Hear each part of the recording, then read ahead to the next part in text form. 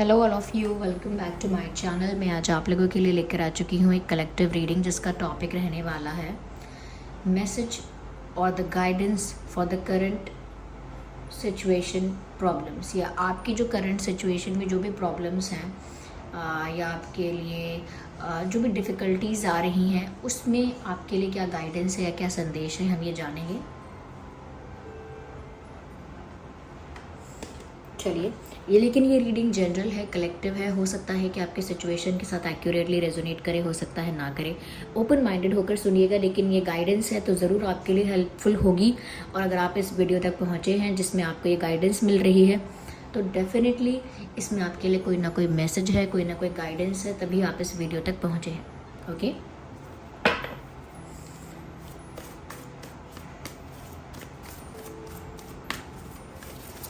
आइए देखते हैं कि क्या गाइडेंस है आपके करंट सिचुएशन के लिए या आपकी करंट सिचुएशन प्रॉब्लम्स के लिए। यहाँ पर क्या मैसेज मिल रहा है।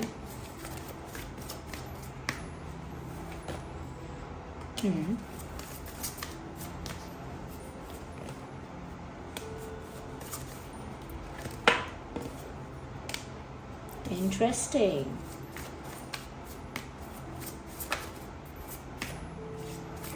बस एक कार्ड और। बहुत अच्छे कार्ड्स हैं, बहुत अच्छे। तो viewers, believe in the impossible, hard work is paying off, energy is gaining momentum, emotions are running high, emotions are running high. तो देखिए व्यूअर्स, सबसे पहले जो चीज़ मैं यहाँ पर आपको बताना चाहूँगी वो ये है कि हो सकता है कि आप लोगों में से बहुत लोगों की लाइफ ऐसी चल रही है जो बहुत स्टक है, कोई परिवर्तन ही नहीं आ रहा है जीवन में।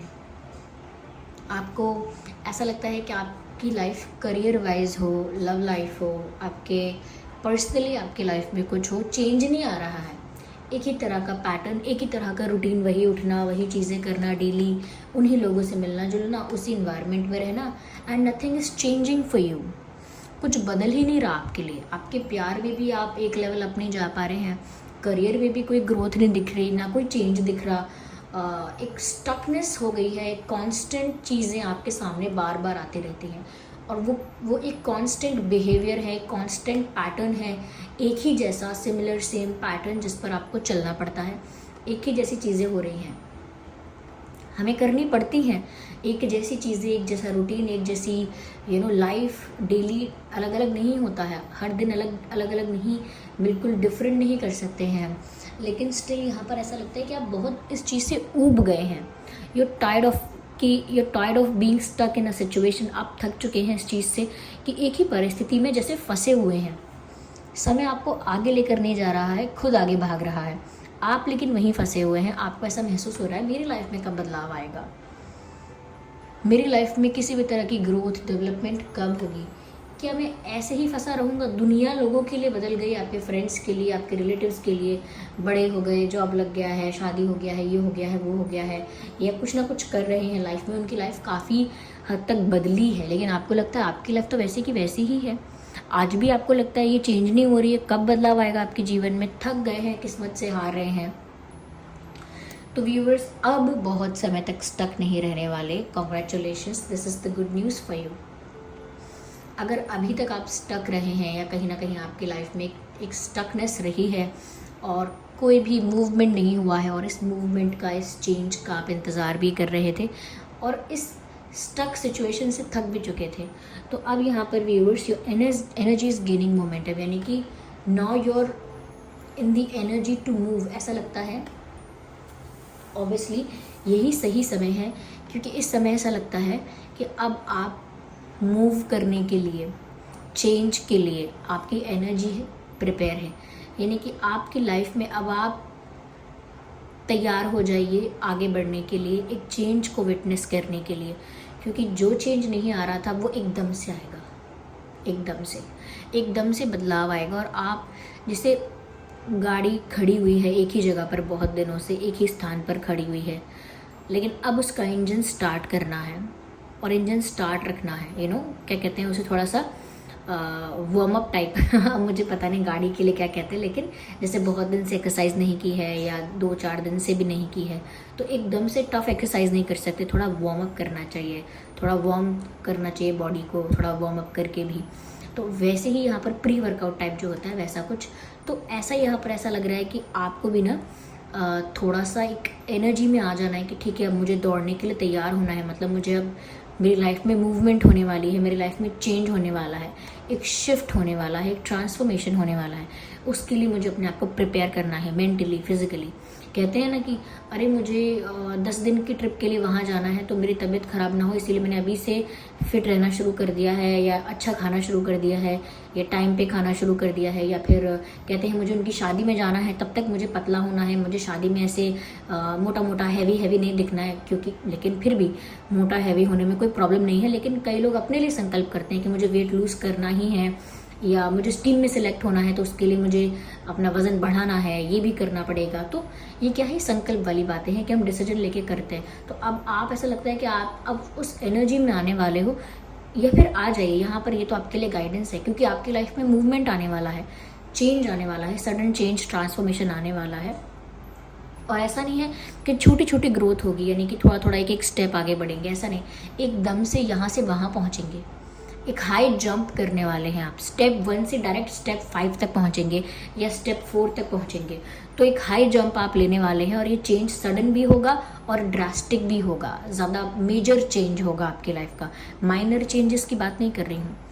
तो इस चेंज को, इस बड़े चेंज को, इस बड़े शिफ्ट को, इस बड़े जंप को हैंडल करने के लिए आपको पहले ही बताया जा रहा है। अब मान लीजिए आप खड़े हैं सीढ़ियों के आगे, आपके सामने 4-5 सीढ़ियाँ हैं, आपके दिमाग में क्या एक एक करके सीढ़ियाँ चढ़ना है, लेकिन पीछे आपके जो खड़ा है उसने आपको बताया नहीं कि ये एक एक करके नहीं चढ़ना है, ये जंप करके चौथी सीढ़ी पर आपको सीधे कदम रखना है।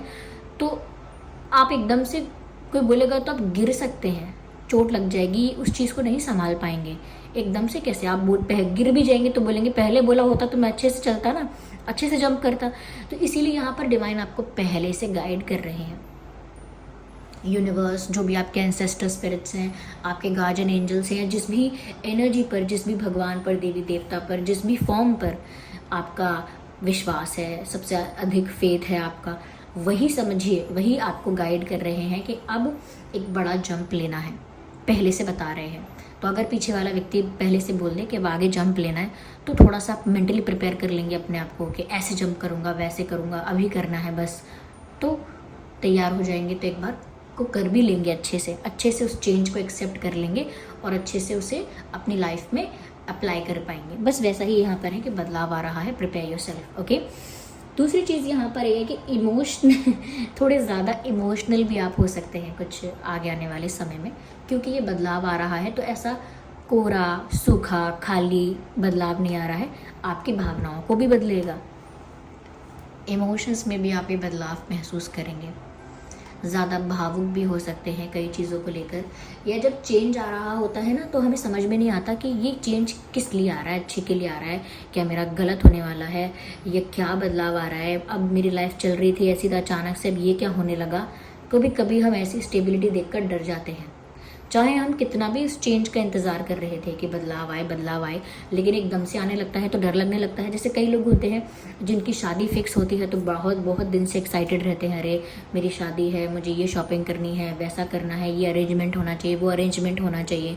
लेकिन जैसे जैसे शादी के दिन पास आने लगते हैं उनको डर लगने लगता है, अरे मुझे तो घबराहट हो रही है, एंग्जाइटी हो रही है कि मेरी शादी होने वाली है, मैं क्या करूँ, ऐसा मन कर रहा है डिले हो जाए, बाद में हो जाए। तो ऐसा नहीं कि वो करना नहीं चाहते शादी, बस इसीलिए कि वो उस समय, जैसे वो समय पास आता है थोड़ा सा उनको समझ में नहीं आता कि हो क्या रहा है, मतलब क्या मैं इस चेंज को एक्सेप्ट कर पाऊँगा, क्या मैं प्रिपेयर हूँ, क्या मैं रेडी हूँ इस चीज़ के लिए। तो सेल्फ डाउट होने लगता है, एंग्जाइटी होने लगती है, कहीं ना कहीं एक इमोशनल टर्मोइल जैसा हो जाता है यहाँ पर भी, क्योंकि आपके जीवन में शिफ्ट होने वाला है, बदलाव आने वाला है, और ये आपके अच्छे के लिए है ऑब्वियसली। लेकिन एकदम से समझ नहीं आता कि अच्छे के लिए है या क्या है, क्योंकि शादी भी कोई बुरे के लिए नहीं है। उस वक्त जब आपने सोचा है करेंगे, अच्छे के लिए सोचा है, किसी को पसंद क्या है तभी सोचा है, हाँ एक्साइटेड थे शादी के लिए तभी सोचा है, कि खुश थे तो किसी रीज़न से ही खुश थे।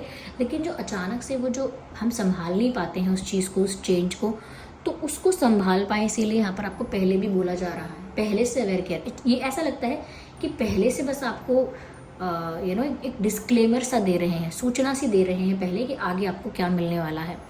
तो यहाँ पर भी बोला जा रहा है कि ऐसे बदलाव के, ट्रांसफॉर्मेशन के समय में भावुक ज़्यादा हो सकते हैं, चिड़चिड़े हो जाएंगे, किसी बात को लेकर गुस्सा हो जाएंगे, किसी बात को लेकर खुश भी हो सकते हैं, किसी बात को लेकर सैड हो जाएंगे कि ये चेंज क्यों आ रहा है, मैं इस लाइफ को मिस करूँगा। या ये भी हो सकता है कि अरे अचानक क्या हो रहा है, मैं तो कंफर्टेबल हो गया था इतने समय से। ऐसा भी लगेगा कि हाँ मुझे बदलाव चाहिए था, लेकिन ये तो बहुत जल्दी आ रहा है, बहुत बड़ा बदलाव आ रहा है। तो कभी कभी हम ओपन नहीं हो पाते या उस चीज़ को ईजीली एक्सेप्ट नहीं कर पाते, इमोशनली खो जाते हैं, रो लेंगे, गुस्सा कर लेंगे, सैड हो लेंगे, या चिड़चिड़े हो जाएंगे, व्यर्थ हो जाएगा ये, ठीक है। इसीलिए आप ऐसा ना करें। इन सब ये जो इमोशंस हैं जो आपको तकलीफ़ दे सकते हैं, इस तरह के जो इमोशंस हैं जो आपको तकलीफ़ दे सकते हैं, तो उसके लिए भी आपको प्रिपेयर किया जा रहा है, क्योंकि जो भी आपके गार्जियन एंजल्स हैं, जो भी डिवाइन स्पिरिट्स आपको प्रोटेक्ट करते हैं, वो आपको दुख में नहीं देख सकते, ठीक है।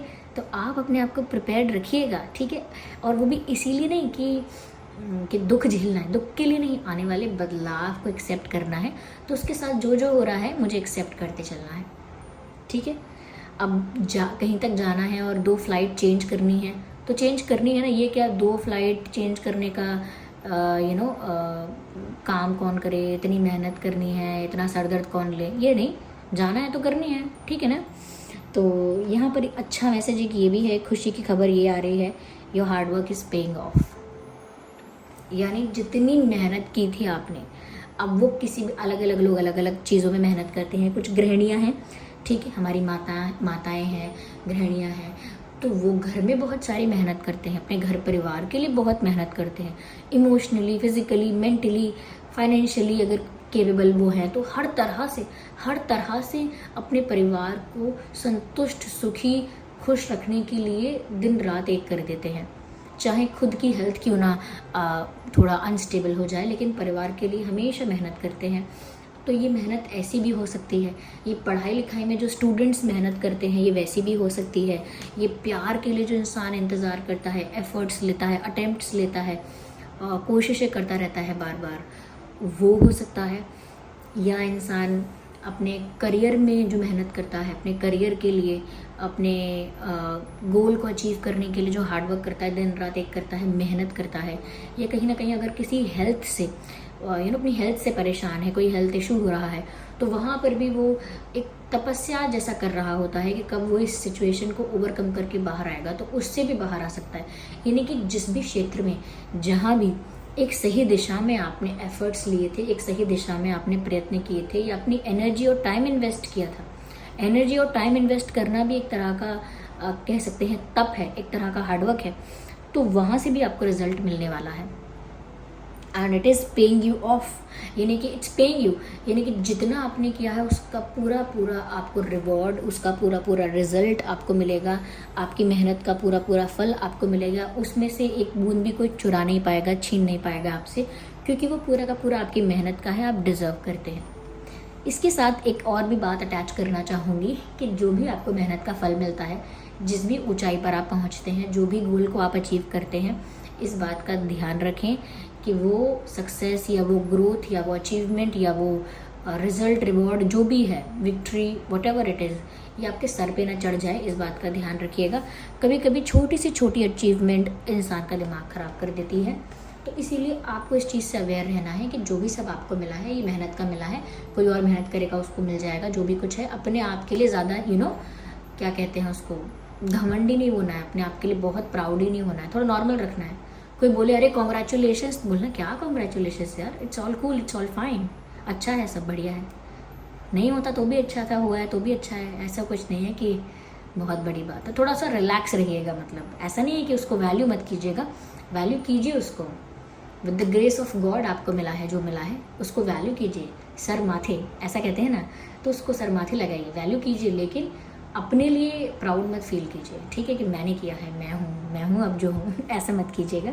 And believe in the impossible, well definitely आपको बहुत सारी बातें यहाँ पर ऐसी भी लग सकती हैं कि ये तो हो ही नहीं सकता, ये क्या इन्होंने गप्पे मार लिए हमसे, या हमसे कैसी बातें कर ली हैं बस अच्छी अच्छी पॉजिटिव और खुशियाँ भरी, लेकिन ऐसा होता कहाँ है, ऐसा तो नहीं होता। तो व्यूअर्स, सब कुछ हो सकता है, ये सब कुछ हो सकता है। इवन जो आप इमेजिन करते हैं, जिन चीज़ों के सपने देखते हैं, जिन चीज़ों की एक्सपेक्टेशंस करते हैं, each and everything is possible. Just believe in it. आप विश्वास करके रहिए, मिलेगा ज़रूर, मेरा ही है, बस मिलने की देरी है। जैसे मेरी ही चीज़ है, बस उठा कर लानी है।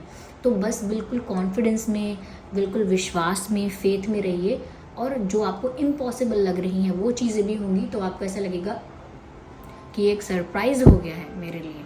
तो आपको सरप्राइजेस मिलेंगे, या आपको लगेगा कि मेरे लिए मिरेकल है ये, कि ये कैसे हो गया, ये पर्सन इस वक्त मुझे फ़ोन करे, मुझे प्रपोज करे, मैंने कभी एक्सपेक्ट नहीं किया था। या मैं तो इस छोटी मोटी जॉब के लिए या इधर उधर अप्लाई कर रहा था कि मुझे इतना हो जाए, ये डिवाइन ने कहाँ से कृपा कर दी और मुझे इतना बड़ा अपॉर्चुनिटी मिल गई, या इतना अच्छा ऑफर कहीं से मिला है, या इतना अच्छा आइडिया, या इतना अच्छा चांस मिला है किसी भी चीज़ में। तो ऐसा हो सकता है कि हम सोच रहे थे कि हमें तो बस एक छोटी सी साइकिल चाहिए बस, लेकिन डिवाइन ने कुछ बड़ा प्लान करके रखा है आपके लिए। आपके जो भगवान हैं, जो ईश्वर हैं, जिन पर आपका फेथ है, उन्होंने कुछ बड़ा प्लान करके रखा है, और जब वो आपको मिलेगा तो आपको लगेगा अरे मैंने तो छोटी सी चीज़ मांगी थी बस, और आपको अनएक्सपेक्टेड लगेगा, इम्पॉसिबल लगेगा कि ये सब चीज़ें नहीं हो सकती, आई डोंट नो कैसे हो रही हैं। तो जब आई डोंट नो कैसे हो रही हैं दिमाग में आ जाएगा कि ये पता नहीं कैसे हुआ, किसने किया, तभी ध्यान कर लीजिएगा कि जिस पर आपका सबसे ज़्यादा फेथ था, जिस भी एनर्जी पर, चाहे वो हमारे प्यारे श्री कृष्ण हैं, या हाँ जिस पर भी आपका फेथ है, जिस पर भी, उन्होंने ही आपके लिए किया है, उन्होंने ही सारा आपके लिए प्रबंध किया है। और खुश रहिए, ठीक है, उन्होंने किया है, उन्हीं को ग्रैटिट्यूड शो कीजिए। तो ये सब अनएक्सपेक्टेड चीज़ें हो सकती हैं। ये कोई रीडिंग ख्याली पुलाव नहीं है। इन कार्ड्स में भी जो चैनल हो रहा है, एनर्जी भी जो चैनल कर रही है, वो आपको बताया जा रहा है। और अगर आप इस वीडियो तक पहुँचे हैं तो डेफिनेटली ये मैसेज आपके लिए है कहीं ना कहीं, तभी आप इस वीडियो तक पहुँचे हैं। क्योंकि सभी तो नहीं पहुँच गए, सभी से तो नहीं कह रही हूँ, कुछ ही गिने चुने लोग पहुँचेंगे ना, उन्हीं तक बात पहुँच रही है। और जिनके लिए है उनके दिल तक लग जाएगी, उनको समझ में भी आ जाएगी। बहुत से लोग ये भी कह सकेंगे कि हमें नहीं पता आप क्या बोल रही हो, हमारे सर के ऊपर से गया है ये, वो भी ठीक है वो भी चलता है। I accept this types of comments also, तो कोई बात नहीं है इसमें। तो ये थी रीडिंग। आई होप ये रीडिंग आपके लिए हेल्पफुल रही है। दिस इज़ द, ये मेन होना चाहिए काम, कि ये हेल्पफुल होनी चाहिए आप लोगों के लिए। अगर आपको हेल्पफुल लगी है थोड़ी भी तो वीडियो को लाइक ज़रूर कीजिएगा। और अगर आप ऐसे ही रीडिंग्स और भी देखना चाहते हैं तो सब्सक्राइब कीजिएगा, ड्रीम टैरो चैनल को, बन जाइएगा हमारी छोटी सी फैमिली का हिस्सा, और बेल आइकन को ज़रूर प्रेस कीजिएगा। और कमेंट करके बताना बिल्कुल मत भूलिएगा कि कितने % रेजोनेट करती है, कितना % हेल्प कर रही है, या कौन सा मैसेज आपको बहुत ज़्यादा कहीं ना कहीं आपको हेल्प करता है इसमें। ओके, तो चलिए बताइए, और चलिए फिर मिलते हैं अगली रीडिंग में। तब तक के लिए bye family, bye bye angels, love you all, bye bye, take care.